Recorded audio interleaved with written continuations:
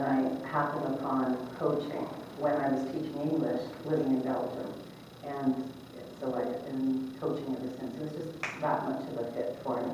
So how I got into construction was I came back home, hung out my shingle as a professional coach, and needed a place to live, and I scoured the countryside, and there wasn't anything on any body of water that suited my needs. I got to the point where I'm talking to the agent and saying, okay, so this is what I want it to be like, so tell me, where is my office, which direction is it facing in, and where is the living room or the main room, which direction is it facing in?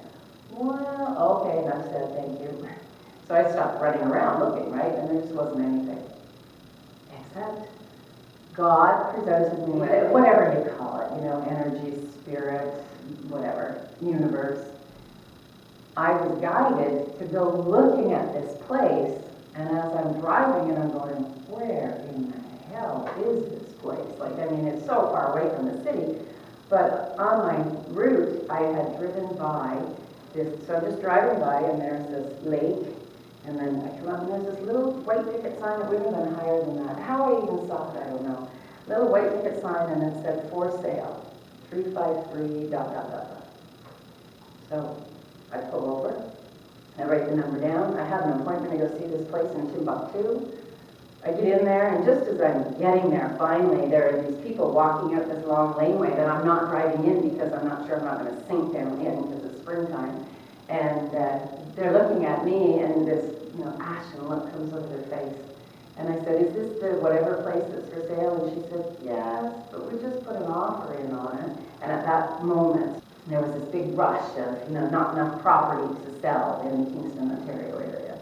So at any rate, they put an offer in on it, and so now I could be bidding, and we could get into a bidding war, which was happening at that time. And I just said, enjoy. You have 2 four-wheel drive vehicles? No. Oh, not yet, eh? Okay. So then I leave, and I go back by this property, and I go walking around, and it's just to die for. So built there. Our electrical contractor turned out to be a neighbor, from right there. He said, how did you know this place was for sale? I said, you drove by it every day. You didn't see the sign. There was no sign on it. I said, well, it's hard for me to see. The sign had been on there for 3 weeks, and nobody else saw it. Yeah, isn't that awesome? So I built this house, and that's what got me into the construction industry. I then was attracting them to me.